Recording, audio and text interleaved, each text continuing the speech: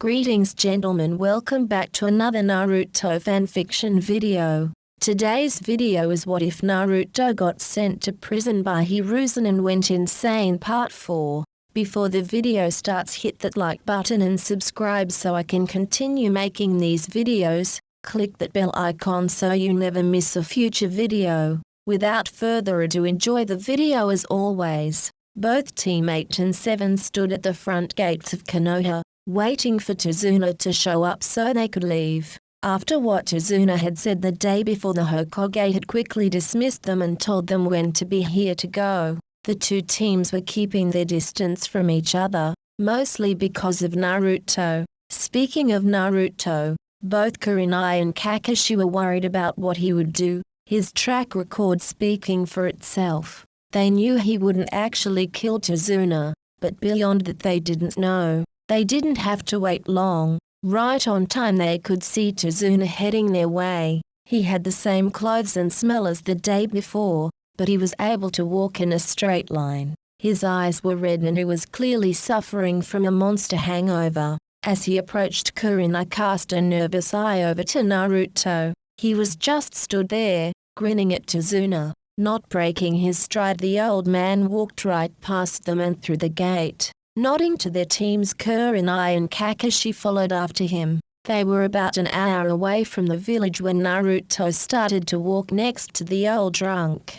They spoke in low voices for a moment when Naruto pulled out a small silver flask. Handing it to Tazuna, he took the lid off and had taken a swig before anyone could stop him. Giving the flask back to the boy, he stood there a moment, all eyes on him. Then his eyes went wide. He opened his mouth and they could all see smoke coming out. It was shortly after this that all the strength left his legs and he fell over, bending down and lifting the old man onto his shoulder. Laughing the whole time, Naruto started to continue heading towards Wave. Walking up to her student, Kurenai asked, "What the hell was in that flask, Naruto?" This caused Naruto to laugh louder, before answering, "Don't worry. He'll wake up in 10 minutes. I gave him my homemade hangover cure. Ha ha. Did you see the smoke?" All the ninja present just sweat dropped at the insane boy's antics. Naruto, if this is to get rid of his hangover, then why in the name of Kami is he unconscious? What the hell is in that stuff? Turning around and walking backwards so he was facing them, Naruto got a thoughtful look on his face. "Well, let me think. A few herbs, some spices, wasabi, chili powder, oh, and some strange fish I found in the lake at the training grounds." Again they all sweat dropped. Luckily for them, they were getting used to Naruto. Well, as used to him as one could get anyway. After being given water, he turned to Kurenai and said in a dry voice, "What the hell did I just fucking drink?" Shaking her head, she just said, "You don't want to know." It was then that Naruto made his appearance. "So, drunk, how's the head?" Turning to face the boy to yell at him, Tazuna suddenly realized that his hangover was gone. Without saying anything, Tazuna started walking again, not looking at Naruto. As he passed Kakashi, they could all hear him mumbling about stupid mummies and not warning him. That night they had decided to set up camp in a small clearing about 30 feet away from the footpath. Not much had happened since Naruto had so kindly helped Tazuna with his hangover, though the old drunk had refused to say anything since. It was shortly after they had finished setting up their tents that they noticed that Naruto didn't set one up for himself. Sakura, being the ever-curious person she was, took it upon herself to ask him where his tent was. The answer shocked them all and even got Tazuna's attention. "Don't need one. My body produces so much raw chakra that it converts any I don't use into energy. I don't actually need to sleep more than an hour or so a week if I don't use any." None of them knew what to say to this. To have so much chakra that you didn't need to sleep was unheard of. Just how much chakra do you have exactly? Thinking for a moment, Naruto considered how best to answer. "Well, according to the old man, about 13 times more than any cage known to have ever lived." but I can't actually use most of it because I can't control it." Even Tizuna was shocked at this. He might not be a ninja, but even he knew not to mess with the gauge.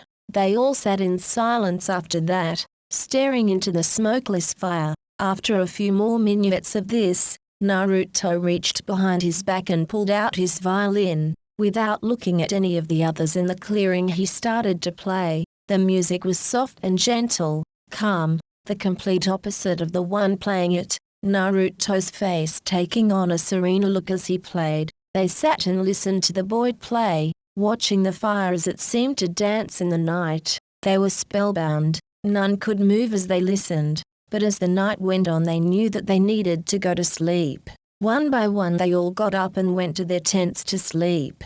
The sound of Naruto's violin the last thing they heard as they drifted off. None of them saw the single tear that trailed down Naruto's face as he played into the night. The next day they had all woke up to the sight of Naruto, leaning over a small pile of dead rabbits. After they ate and packed up camp they were on their way. The atmosphere was a lot calmer today. They were spread out in a loose formation and you could hear Sakura talking to Tizuna about Wave Country. It was then that the two Jonin noticed the puddle in the road ahead. The sight of it made Kurenai's blood boil. Such a poor attempt at a jinjutsu. Looking at each other, the two sensei silently agreed to let the genin handle it. They didn't have to wait long. As soon as they passed the puddle, two men in brown cloaks jumped out and wrapped a battle chain around them. The genin and Tizuna turned around just in time to see their sensei fall to the ground in bloody pieces.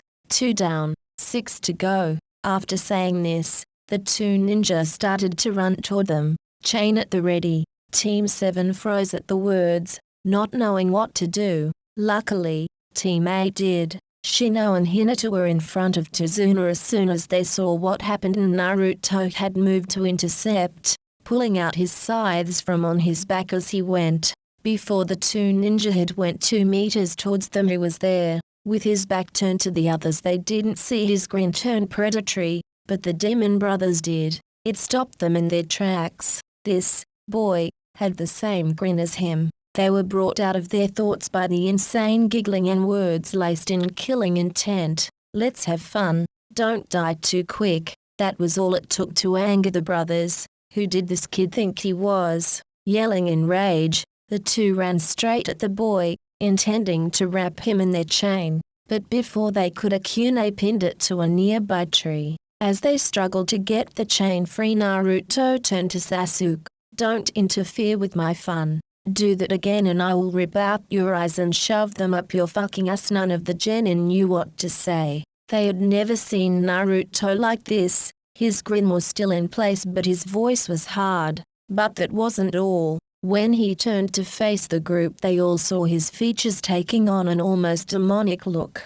His teeth were longer and sharper and his eyes sank back into his head. Turning back to his prey, Naruto was just in time to see them detach the chain from their gauntlets and charge at him again. What followed was one of the most odd Kenjutsu battles any of them had ever seen. His grin stretching painfully large, Naruto switched the scythe in his left hand to a reverse grip and started to spin while moving to meet them. Every time one of the brothers got within striking range, they would be pushed back, and before long they were on the defense instead of Naruto. As his spins got faster and faster, they had a harder time to block and dodge. Small cuts started to appear all over their bodies and their movements started to get more and more sluggish. 10 minutes into the fight and the demon brothers dropped to the ground, their entire bodies littered with small, paper cut-like marks. When he saw that they couldn't fight anymore, Naruto stopped his rotations.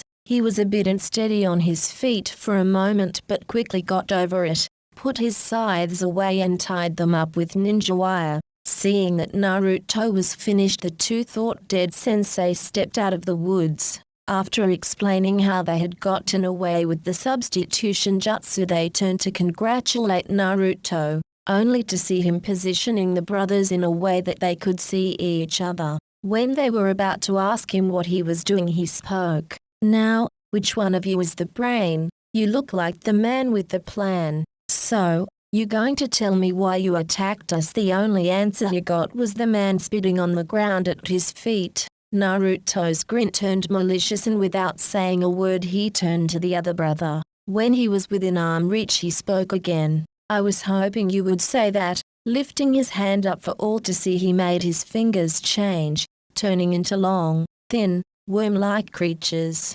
Seeing what the boy was planning, Kurenai quickly cast a genjutsu on the genin and Tizuna so they went blind, but she forgot to make them deaf so they could all hear the man's muffled screams as Naruto lowered his hand to his head and the worms made their way into his mouth, nose and even under his skin. They could see his skin start to move as the worms spread. Staring in horror at his younger brother, the ninja could only watch as the lines moving under his skin seemed to go into a frenzy. Then, without warning, he stopped screaming and his entire body except for his head exploded in a shower of blood. Turning back to the now terrified ninja, Naruto slowly made his way over, grinning insanely. All right, I'll tell you anything you want for the next few minutes." He told them everything, about Gato's abuser, everything he knew. When he was done, Naruto took out one of his scythes, walked up to him and slit his throat in such a way that it took him several minutes to bleed to death.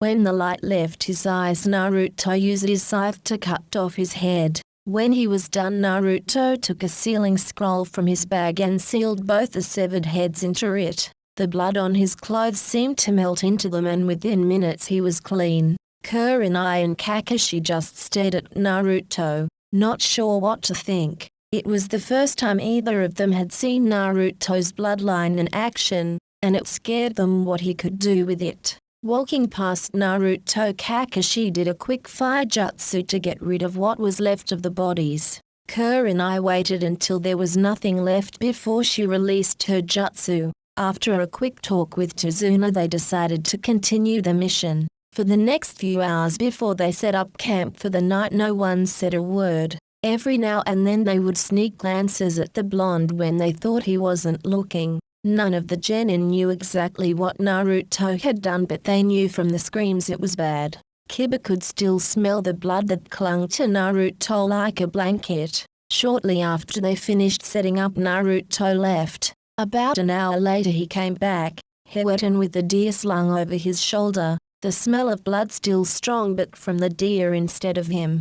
They all watched quietly as Naruto sat down on a nearby rock away from the fire and started to skin and prepare the meat from the deer with a small knife he had got from his bag, every so often throwing a piece into the wood to unseen animals that had been attracted by the smell of blood. It was a clear night and the moon was full, casting an eerie glow on the insane boy as he did his work, humming to himself as he went. When he finished that, he went on to stripping the bark off of several branches to cook the meat over the fire. Not being able to stand the silence anymore, Kiba spoke in a quiet voice, drawing the attention of all those present. "What the hell did you do to them back there? They only had small cuts. Why did they stop?" Naruto, turning to face the dog-like boy, his usual grin in place, answered, "Have you ever got a paper cut?" Seeing the boy nod his head, he continued, "They hurt, don't they? Something so small, yet they can hurt as much as a kunai to the gut. Imagine having your entire body covered in them, your face, arms, legs, torso, small cuts all over your body. What do you think would happen?" It was Sasuke that answered first. "It would start to slow you down, then the more cuts you get the more pain. You can't fight if you are too focused on the pain." Turning his grin to Sasuke, Naruto nodded. "Exactly, and when the pain gets too much your body stops on its own, leaving you completely vulnerable." This time it was Kakashi to ask the question, "Where did you learn that? I've never heard of anyone fighting like you did. The spinning, the precise aim, so you only broke the skin when you cut. It seems like the perfect style for capturing an opponent while causing the most amount of pain, while at the same time it could be turned into a full-on offensive at a moment's notice, capable of quickly overpowering anyone that doesn't know how to counter." Naruto just nodded at the assessment of his style. "Yep, sounds about right. I'm still working a few bugs out of it, but that pretty much sums it up. And I didn't learn it, I made it. This didn't surprise teammate as much as the others. They had gotten used to Naruto and the way he seemed brilliant one minute and like an idiot the next. Nothing more was said for a while after that. Team 7 were a bit confused at Naruto's somewhat subdued attitude. In the short time they had known him, he had never been this calm. He still let out a giggle from time to time, but other than that nothing. While they had been talking, Naruto had put the meat on the sticks and started to cook them, the smell filling the camp. When they were done, Naruto handed them out and sat back down on the rock from earlier. When he had finished his own meat, he put the stick down and pulled out his violin again. He had just started playing when Sasuke spoke. "Can you teach me your style?" Naruto didn't stop playing, leveling his gaze on the young Uchiha. Kakashi was about to tell Sasuke that he was being rude when he was stopped by the blonde. "Sure, why not? We'll need to get you some weapons to use until I can make you something, but I don't have a problem with it. Actually, I think I have something here you can use." Putting down his violin and reaching into his bag, Naruto pulled out a scroll, unrolling and putting his hand on one of the seals. A moment later there was a puff of smoke and in his hands were two beautifully crafted katana. The blades were only 2 feet long, with seals carved onto their length from tip to handle. They had no guard and the handles were wrapped in a fine red silk. The sheaths were made out of wood that had been stained black. After giving them a quick inspection, Naruto threw them over to Sasuke. Catching the blades, Sasuke's eyes widened at the skill shown in the making of them. He turned back to Naruto when the boy started speaking again. "They were one of the first things I made. The seals make the metal strong and the blade shape should work for you just fine." Sasuke just stared at the weapons in his lap. Looking up at Naruto, he nodded and said just 2 words, "Thank you." Naruto just nodded at him, then, picking up his violin, started to play again. Just like the night before, they all fell asleep to the sound of Naruto playing his violin. The next morning, after they had finished the rabbits Naruto had killed, the 2 Jonin sat the group down and explained about Zabuza. Needless to say, Naruto was the only one grinning at the end. "Yes, so you're saying he's a demon?" asked a slightly shaking Sakura. Turning to his student, Kakashi replied. Pretty much an air of depression started to leak out of the genin, but this didn't last long. Potato, this caused them all to sweat drop.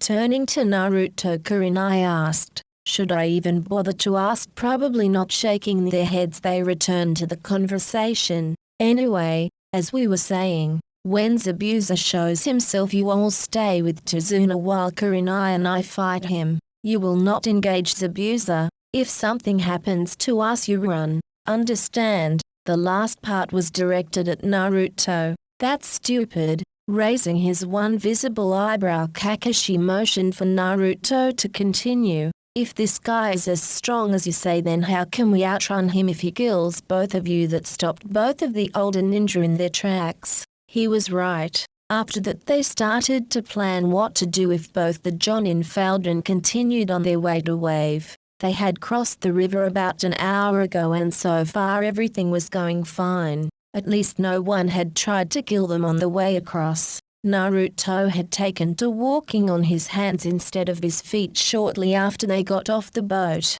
Ever since the Demon Brothers, they had started to be a lot more formal in the way they guarded Tazuna. Currently they were set up in a circle formation around him, Kurenai and Kakashi at the back, Naruto at the front and the others at the sides. "Naruto, I think you should walk on your feet again. We could be attacked at any minute." Pouting, Naruto did as he was told and started to walk normally. It was a few hours later when they found themselves in a thick mist that made it hard to see more than 10 feet in any direction. They knew instantly that it was Zabuza. Hinata could see the tiny particles of chakra mixed in with the mist. All that they were waiting for now was for him to make his move. The mist caused a big problem though. Not only did it make it hard to see, but according to Kurenai it made it almost impossible to cast her Jinjutsu, something about the chakra in the air messing with it. This meant that when he did make his move,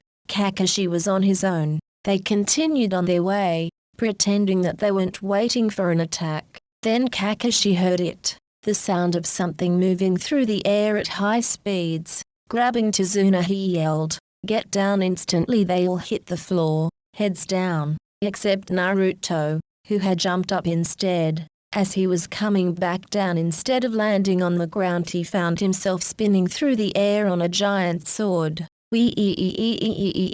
Eventually he stopped when it struck a tree and got stuck. That was fun. Getting off the sword, he wobbled for a moment, but before he could regain his balance he was kicked hard in the back towards his team. Hey, that wasn't nice. Tell someone who gives a damn. Zabuza was tall as Naruto, but unlike Naruto he was covered in muscles. He didn't wear a shirt, just grey and black camo pants, grey arm warmers, and his slashed headband slightly tilted to one side. His voice was low and slightly muffled by the bandages that covered his face. But Naruto only saw one thing.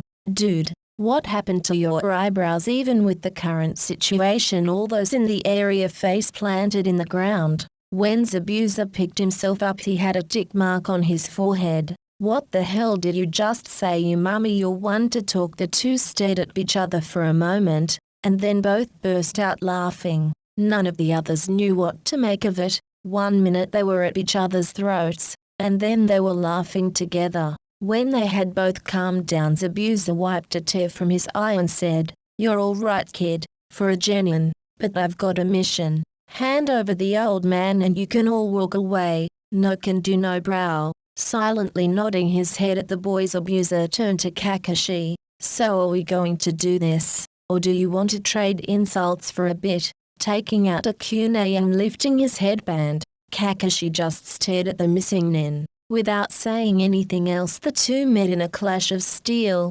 Kakashi with his kunai and Zabuza with his Zanbato. It was a few minutes later that Zabuza gained the advantage, sending Kakashi into a nearby lake that none of them had seen through the mist and trapping him in a sphere of water. He then made 20 water clones and had them charge the group.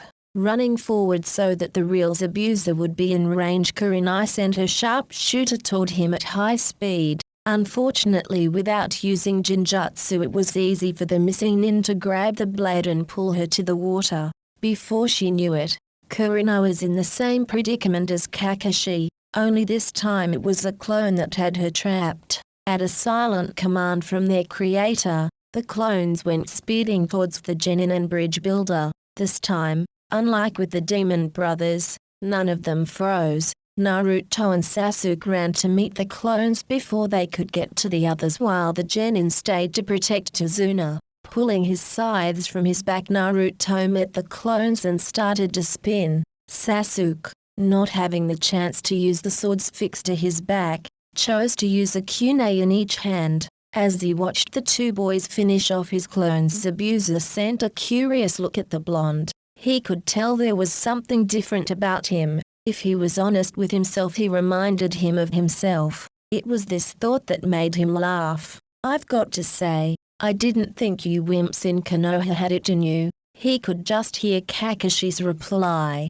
"What are you talking about? Don't bullshit me, Kakashi. I know what it looks like when someone has had their mind broken. That kid has the same look in his eyes that I did at his age. The skills, the attitude, even the smile. You people have the makings of a true monster in that boy." He got no answer to this, which made him laugh again. But what he didn't realize was that he was so caught up in his conversation with Kakashi that he didn't see Naruto spin his way over to him and his captive. Just before one of the scythes slit his stomach open, Zabuza jumped back away from the young psychopath. As soon as the jutsu was released, Kakashi sent a kunai at the clone that held Kurenai, destroying it, before he turned to resume his fight with the real Zabuza. Before the two could start again, Kurenai grabbed Naruto by the hood on the back of his straitjacket and jumped back to the group.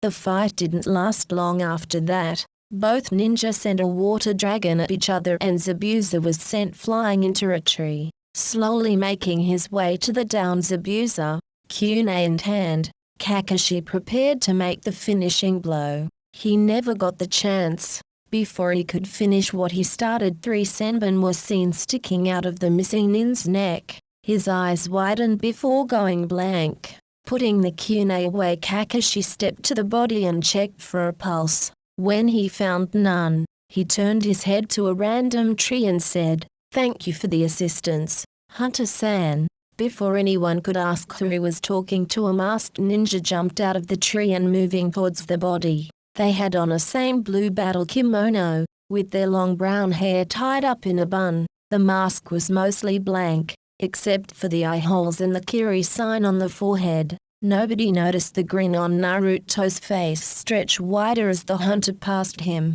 Nodding at Kakashi, the hunter bent down to pick up the body and, without saying a word, shined away, pulling down his forehead protector to cover his eye. Kakashi turned to the group.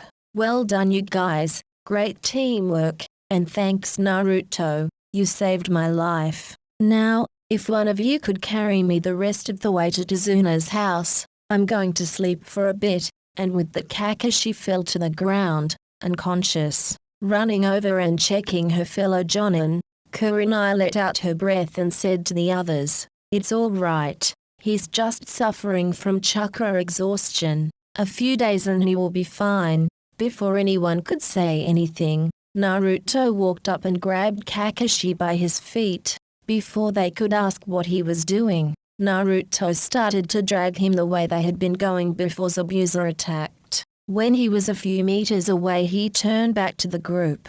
They were all just standing there, staring at him. What about an hour later they arrived at Tazuna's house. Kakashi was being carried by Sasuke and Kiba, who had taken him after Naruto had wanted to drag him all the way there. They were all sat around Kakashi, who had been put in a spare room in Tazuna's house. He had regained consciousness a few minutes earlier. He had just finished telling them about how his eye used a lot of chakra, which was why he had chakra exhaustion. At least now that Zabuza is out of the picture, I doubt we will have any more ninja to worry about. Naruto, is there a reason you're laughing like that, or is it just you again? Partway through his talk, Naruto had started to roll around on the floor, banging his hand on the floor and holding his side. "Ha ha ha ha, you actually believe, ha ha ha, that Zabuza is dead?" This confused the others in the room. When Naruto had calmed down, Kakashi asked him what he meant. All he said was, "That wasn't a hunter nin." Both Kakashi and Kurenai's faces took on a contemplating look. Then, something clicked into place. Kurenai slapped a hand to her face and Kakashi just said, "Shit." Turning to the still confused genin, Kurenai explained, "Hunter nins are required to remove the head and destroy the body of any missing nins they kill. No exceptions outside of a battlefield." Nodding his head, Kakashi continued, "But the one that took Zabuza's body didn't. They took him away. We can only assume that they were working together and the fake hunter put him into a near-death state. This means they will be back." The genin got scared looks on their faces at his words. "Naruto, if you knew about the hunter, why didn't you say anything? You were dead on your feet." Kurenai still couldn't use her genjutsu and the rest of us are genin. "Why do you think I didn't say anything?" Nodding his head at the logic, Kakashi moved on. "Fair enough. Now, we need to discuss what we are going to do. From the injuries he gained from our fight and the stress from being put into a near-death state, Zabuza should be out of commission for about a month. Tazuna, how long will it take for you to finish your bridge?" Thinking on it for a moment, the old man said, "A little over a month." Nodding his head, Kakashi went on, "Right, which means we are almost guaranteed to run into him again. We have a month.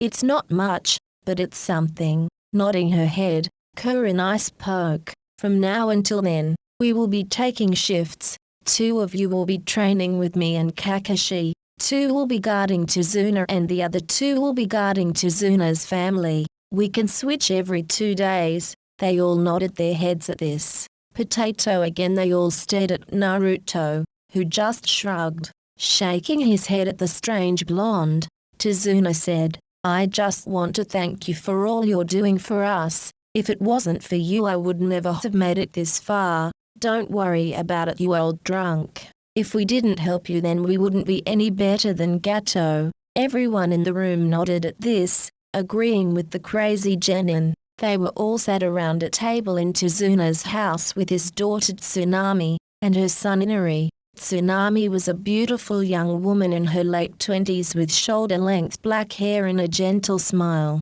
Inari, on the other hand, had an air of defeat surrounding him. He had a plain white shirt underneath a set of green overalls. His brown hair was covered by a white hat and his skin was very pale. Obviously he didn't spend much time outside. No one said anything as they ate the small meal. They felt a little bad that they were eating so much of the family's food when they had so little. As soon as he finished, Inari ran upstairs to his room without saying a word to his mother. Turning to the ninja, Tsunami apologized to them all. Sorry about him. He was never able to get over Kaiser's death. Seeing the questioning looks on their faces, Tazuna explained about how Kaiser had opposed Gato and had been publicly executed. It was a sad story, and it got to all of them, even if they didn't all show it. After a few minutes of silence, Naruto stood and went to the front door. Seeing he was going, Kurenai asked,